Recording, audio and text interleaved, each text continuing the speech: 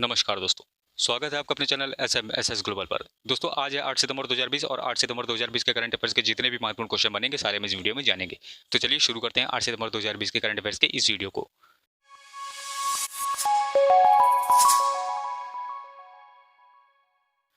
तो पहला क्वेश्चन है, हाल ही में international day of clean air for blue skies कब मनाया गया है? तो अभी इसे 7 सितंबर 2020 को मनाया गया है। तो इस क्वेश्चन का बी ऑप्शन सही है। जानते हैं इसके बारे में?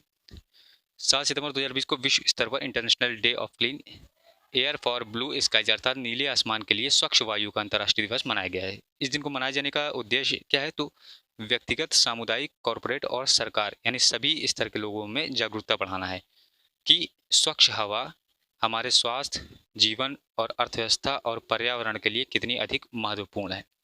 ठीक है, स्वच्छ हवा कितनी महत्वपूर्ण है हमारे लिए। तो इसीलिए इस डे को मनाया गया है 7 सितंबर को। तो इस क्वेश्चन से आपको इतनी जानकारी मिल जाती है। आगे बढ़ते हैं।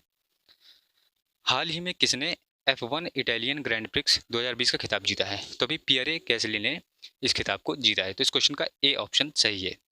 और इन्होंने मैकलारेन के कार्लोस सेंज को 0.415 सेकंड के अंतर से पछाड़ दिया है। और जो तीसरे स्थान पर है वो है लॉन्स स्ट्रोल, तीसरे स्थान पर। ठीक है, तो इस क्वेश्चन से आपको इतनी जानकारी मिलती है। आगे बढ़ते हैं।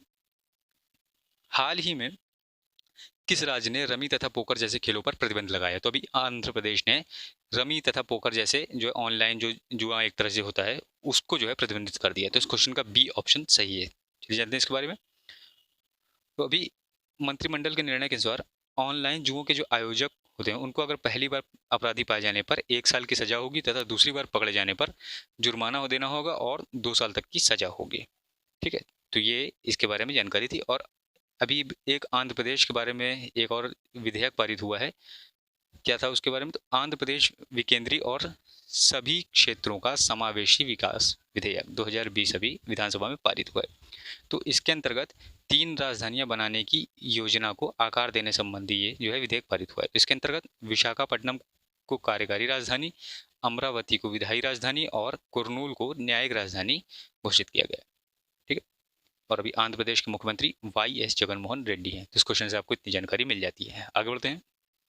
हाल ही में किनका निधन हुआ है जिन्होंने संसद की संविधान संशोधन करने की असीमित शक्ति को निर्णय नियंत्रित करने के लिए कानूनी लड़ाई लड़ी? तो अभी केशवानंद भारती को ये जो है अभी इनका निधन हो गया है। तो इस क्वेश्चन का ए ऑप्शन सही है। चलिए आइए जानते हैं इसके बारे में। संविधान में संशोधन की संसद की असीमित शक्तियों पर नियंत्रण करने वाला ये सिद्धांत 1973 में दिया गया था सुप्रीम कोर्ट द्वारा। ठीक है, और ये जो केशवानंद भारती थे ये इडनीर मठ के थे जो साउथ में है, केरल में। ठीक है, अच्छा, ये इडनीर मठ जो है ये आध्यात्म के क्षेत्र में एवं समाज सेवा में इसका काफ़ी योगदान था।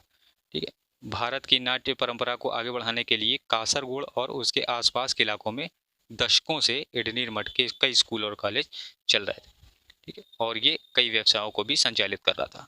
ठीक है, और 60 से 70 के दशक में कासरगोड में इस मठ के जो पास हजारों एकड़ जमीन भी थी जिसे राज्य सरकार ने कई कानून बनाकर जमींदारों और मठों के पास मौजूद हजारों एकड़ की जमीन जो है अधिग्रहित कर ली थी एवं इसे कानून की संविधान की नवी सूची में रखा था। मतलब ये जो कानून बनाया था राज्य सरकार ने तो इसे संविधान की नवी सूची के अंतर्गत रखा। और इससे हुआ क्या कि जिससे न्यायपालिका उसकी समीक्षा ना कर सके। ठीक है, जब ये समीक्षा नहीं कर सकेगा तो उसका कोई खिलाफ भी नहीं जा सकता। तो इसके अंतर्गत जो ये कानून बना था इसमें इडनीर मठ की संपत्ति भी आ गई थी। ठीक है, और इसके जो प्रमुख थे यानी जो उत्तराधिकारी थे वो केशवानंद भारती थे। किसके? इडनीर मठ के। ठीक है, तो जब ये सरकार के अधीन आ गई तो ऐसे में इडनीर मठ के युवा प्रमुख केशवानंद भारती ने सरकार को चैलेंज कर दिया सुप्रीम कोर्ट में, इस फैसले को चुनौती दे दी वहाँ पे। तो फिर ये काफ़ी लंबा केस चला था 1 साल और ये ऐतिहासिक फैसला भी आया था। कहा जाता है कि ये सबसे बड़ी जो है बेंच, जजों की बेंच थी, यानी 13 जज इसके अंतर्गत बैठे थे और 7/6 से फैसला हुआ था। और इसी में जो है सुप्रीम कोर्ट को संशोधन की समीक्षा करने का अधिकार था, मिल गया था। ठीक है, और फैसले के अंतर्गत जो संसद था उसको संशोधन करने का अधिकार रहेगा लेकिन संविधान की मूल बातों से छेड़छाड़ नहीं कर सकता। ठीक है, तो ये काफ़ी जो है बड़ा अहम फैसला था इसमें। और जो केशवानंद की तरफ से जो वकील थे, जो यानी ये जो एडवोकेट थे, उनका नाम था नानी पालकीवाला। केस लड़ा था और जीता था 1973 में, ये केस जीता था। तो जो लॉ के स्टूडेंट हैं, जो विधि के छात्र हैं, वे जरूर कभी ना कभी इस फैसले को जो है पढ़ते हैं। ये मामला हमेशा जो है विधि के छात्र हमेशा पढ़ते हैं। तो एक्स्ट्रा जानकारी आपको इस क्वेश्चन से मिल जाती है केशवानंद भारती बनाम केरल राज्य के बारे में। चलिए आगे बढ़ते हैं। हाल ही में किसे SIAM का नया अध्यक्ष बनाया गया है? तो अभी केनिची आयुकावा को नया अध्यक्ष बनाया गया है। तो इस क्वेश्चन का सी ऑप्शन सही है। आइए जानते हैं इसके बारे में। घरेलू वाहन विनिर्माताओं के संगठन, घरेलू वाहन के विनिर्माताओं के संगठन, क्या नाम है? CIAM यानी society of Indian automobile manufacturers ने मारुति सुजुकी के प्रबंध निदेशक और मुख्य कार्यकारी अधिकारी केनेची आयुकावा को संगठन का नया अध्यक्ष चुना है। ठीक है, और इनका कार्यकाल जो होगा वो होगा 2 वर्ष का। ठीक है, और ये आयुकावा देश की सबसे बड़ी कार विनिर्माता जो मारुति सुजुकी है इंडिया की, 2013 से प्रबंध निदेशक और मुख्य कार्यकारी अधिकारी हैं। ठीक है, और जगह लेंगे वह महिंद्रा एंड महिंद्रा के वरिष्ठ परामर्श राजन वडेरा का स्थान लेंगे। ठीक है, और इसी के साथ अशोक लीलैंड के जो ये प्रबंध निदेशक हैं और मुख्य कार्यकारी अधिकारी हैं, CEO, वो विपिन सोंधी, इनको जो है सियाम का उपाध्यक्ष बनाया गया है। ठीक, अध्यक्ष हो गए कौन? केनेची आयुकावा, और उपाध्यक्ष हैं विपिन सोंधी। ठीक है, जो अशोका लीलैंड के CEO हैं। तो इस क्वेश्चन से आपको इतनी जानकारी मिलती है। आगे बढ़ते हैं। हाल ही में खाद्य एवं कृषि संगठन food and agriculture organization Asia और प्रशांत के क्षेत्रीय सम्मेलन की अध्यक्षता किसने की है? तो अभी भूटान ने जो FAO की जो है इसकी अध्यक्षता की है सम्मेलन में। तो इस क्वेश्चन का A ऑप्शन सही है। आइए जानते हैं इसके बारे में। तो इस सम्मेलन में केंद्रीय कृषि और किसान कल्याण जो राज्य मंत्री हैं, कौन? पुरुषोत्तम रूपाला ने भारत की तरफ से लीड किया यानी प्रतिनिधित्व किया है। ठीक है, सम्मेलन में क्षेत्रीय प्राथमिकताओं, कोविड-19, कृषि परिस्थिति, प्राकृतिक संसाधन प्रबंधन, खाद्य सुरक्षा और पोषण जैसे मुद्दों पर विचार विमर्श किया गया है। ठीक है, विकासशील देशों में कृषि के विकास में इसकी भूमिका महत्वपूर्ण है। किसकी? FAQ की। और FAQ विकासशील देशों को बदलती तकनीक जैसे कृषि, पर्यावरण, पोषक तत्व और खाद्य सुरक्षा के बारे में जानकारी भी देता है। ठीक है, और ये संस्था किसकी है? तो ये संगठन जो है संयुक्त राष्ट्र संघ का एक विशिष्ट संस्था है। ठीक है, और इसको हर साल जो है हर 2 साल में इसको आयोजित किया जाता है। ठीक है, और ये जो पहली बार जो आयोजित हुआ था वो कहाँ हुआ था? तो ये हुआ था, पहला क्षेत्रीय सम्मेलन जो हुआ था वो 1953 में हुआ था, बेंगलोर में, भारत में। ठीक है, इसका आयोजन हुआ था। बात हुई है खाद्य और कृषि संगठन का जो मुख्यालय है वो है यहाँ पे रोम, इटली में। ठीक है, FAQ का।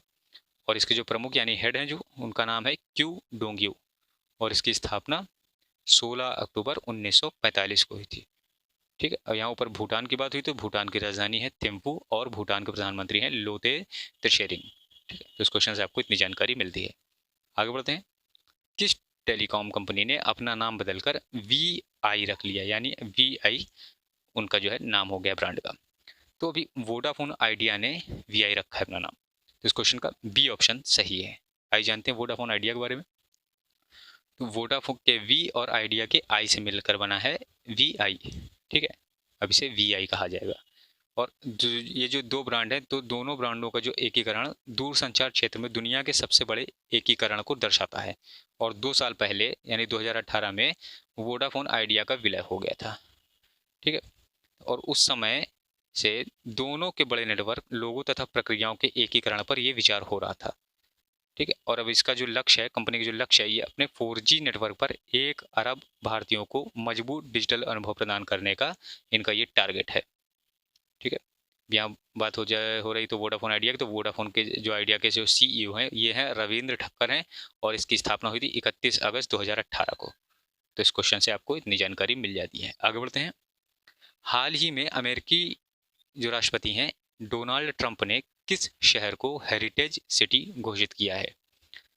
तो अभी विल्मिंगटन को हेरिटेज सिटी जो है घोषित किया गया। तो अभी इस क्वेश्चन का C ऑप्शन सही है। चलिए जानते हैं इसके बारे में। तो दक्षिणी अमेरिका राज्य उत्तरी कैरोलिना में स्थित विल्मिंगटन को दूसरे विश्व युद्ध का पहला हेरिटेज सिटी घोषित किया गया है? तो ये हेरिटेज सिटी, ये सिटी है क्या? तो अभी जानते हैं इसके बारे में। विश्व युद्ध के दौरान विल्मिंगटन उत्तरी कैरोलिना शिप बिल्डिंग कंपनी की साइट थी, जिसने संघीय सरकार के आपातकालीन जहाज निर्माण कार्यक्रम में 5 साल में 243 जहाजों का निर्माण किया था। ठीक है, और इसी वजह से इसको हेरिटेज सिटी में शामिल किया गया है। तो अभी हेरिटेज सिटी जैसे भारत में जयपुर हैं, अहमदाबाद हैं, तो इनको भी हेरिटेज सिटी घोषित किया गया था। ठीक है, और ये है क्या? तो हेरिटेज सिटी एक योजना है जो यूनेस्को द्वारा चलाई गई योजना है। इसके अंतर्गत ऐसे शहरों को विश्व स्तर पर चयनित करा जाता है जिनमें सबसे ज़्यादा पौराणिक विरासतें हो। ठीक है, तो इस क्वेश्चन से आपको इतनी जानकारी मिल जाती है। आगे बढ़ते हैं। हाल ही में किस कंपनी ने अमेरिकी कंपनी कैलिडोस्कोप इनोवेशन में अधिग्रहण की घोषणा की है? तो अभी इन्फोसिस कंपनी जो भारत की है, उसने इसमें अधिग्रहण की घोषणा की। तो इस क्वेश्चन का बी ऑप्शन सही है। आइए जानते हैं इसके बारे में। इन्फोसिस ने यूएस की ये जो कैलिडोस्कोप इनोवेशन कंपनी है को $4.2 करोड़ में खरीदा है। ठीक है, और ये company product design and development firm है। इस अधिग्रहण से इन्फोसिस को इंजीनियरिंग सर्विसेज पोर्टफोलियो के विस्तार में मदद मिलेगी, और इसकी पूरी प्रक्रिया जो है वित्त वर्ष 2021 की दूसरी छमाही में पूरी होने की इसकी जो है उम्मीद है। ठीक है, और ये इन्फोसिस कंपनी का जो है ये साल का दूसरा अधिग्रहण है। इससे पहले कंपनी ने फरवरी में $25 करोड़ में सिम प्लस का अधिग्रहण किया था, और सिम प्लस एक सेल्स फोर्स पार्टनर है। ठीक है, बात यहाँ इन्फोसिस की हुई। तो इन्फोसिस की जो स्थापना हुई है ये 7 जुलाई 1981 में हुई थी, और इन्फोसिस का जो मुख्यालय है ये है बेंगलुरु में, और इसके सीईओ हैं सलिल पारेख। तो दोस्तों ये रहे आज के करंट अफेयर्स के क्वेश्चन, और अब वक्त है क्वेश्चन ऑफ द डे का। लेकिन उससे पहले जानेंगे कल पूछे गए प्रश्न का सही उत्तर। तो कल मैंने क्वेश्चन पूछा था, हाल ही में किसे एसबीओ टॉप स्पोर्ट्स बुक का ब्रांड एम्बेसडर नियुक्त किया गया? तो इस क्वेश्चन का ए ऑप्शन यानी ड्वेन ब्रावो सही है। अब बात करते हैं क्वेश्चन ऑफ द डे की। तो अभी प्रथम बाल समाचार द यंग माइंड किस राज्य में शुरू किया गया? तो ये रहे आपके ऑप्शन, और आप इसका आंसर नीचे कमेंट बॉक्स में बता सकते हैं। तो दोस्तों जुड़े रहिए हमारे साथ डेली करंट अफेयर्स के लिए, और हाँ, चैनल को सब्सक्राइब करना और इसे ज़्यादा से ज़्यादा शेयर करना बिल्कुल भी ना भूलें। धन्यवाद।